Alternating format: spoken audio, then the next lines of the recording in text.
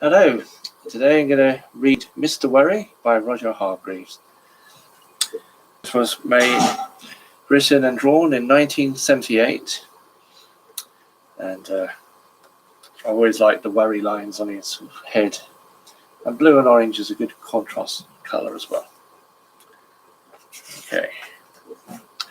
Poor Mr. Worry, whatever happened, he worried about it. If it rained, he worried that his roof was going to leak. There's the roof, there's a little drip. He's looking to see if it's leaking. I always like how easy it is to draw rain in these stripes lying down, going downwards. It's nice. Bit of graphic design. If it didn't rain, he worried that all the plants in his garden were going to die. Oh dear. So, if he sat off shopping, he worried that the shops would be shut when he got there. And when the shops weren't shut when he got there, he worried that he was spending too much money shopping. So basically, you can't win. And when he got home with his shopping, he worried that he left something behind or that something had fallen out of his basket on the way home. There he is looking behind to see if he's dropped anything out of his basket. And when he got home and discovered that he hadn't left anything behind and that nothing had fallen out of his basket on the way home, he worried that he bought too much, and then he worried about where to put it all. Life was just one long worry for Mr. Worry. There he is.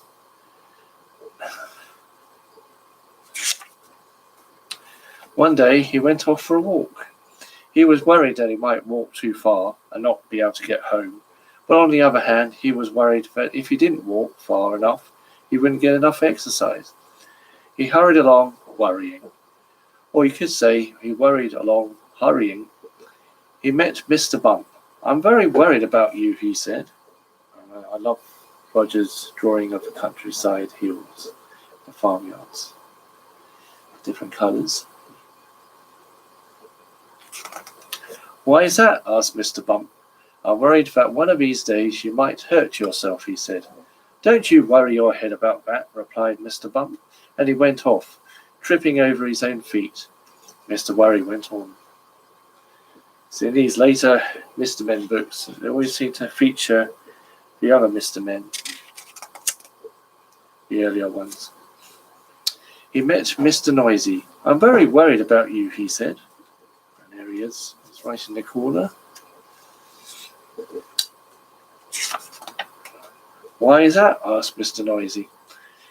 "I'm worried that you might lose your voice," said Mr. Worry. "Don't you worry your head about that," said Mr. Noisy, and went off. Clomp, clomp, clomp. Mr. Worry went on.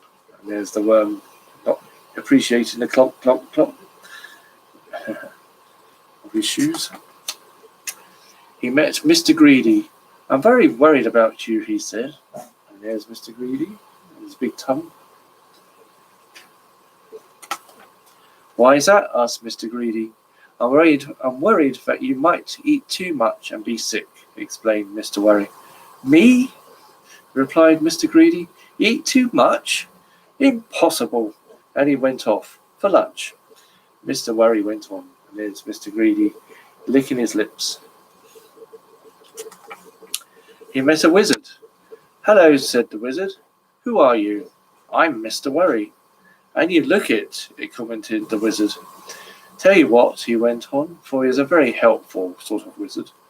"Why don't you go home and write down every single thing that you're worried about, and I'll make sure that none of these things will ever happen." There's that friendly wizard we see quite a few times.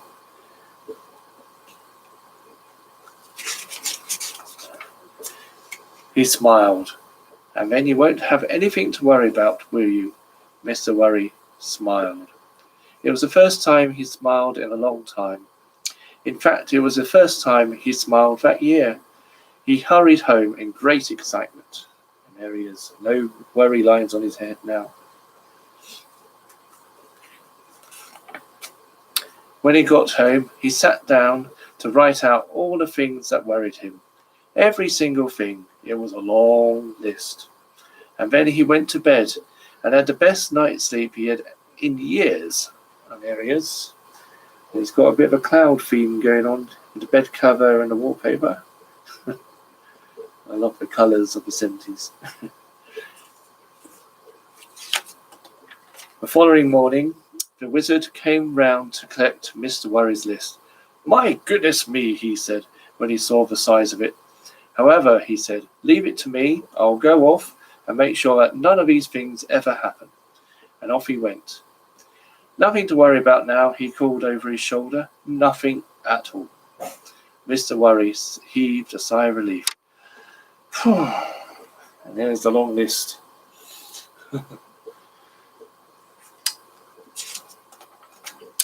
That day was the first day in Mr. Worry's life that he didn't have a single thing to worry about. And the next day, and the day after, and the day after that. On Monday, Tuesday, Wednesday, Thursday, Friday, Saturday, and Sunday, Mr. Worry didn't have a care in the world. There he is. But on Monday morning, he was a worried man. Oh dear, what do you think was worrying him? Can you guess? He went to see the wizard. Oh dear, said the wizard when he saw him standing on his doorstep. What's worrying you? I tell you, said Mr. Worry.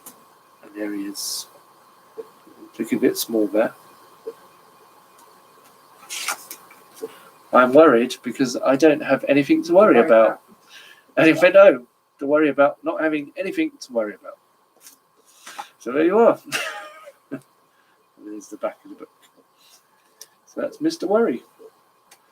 So we'll do another one next week. It made my wife laugh, who's in the background. There you are. Thank you.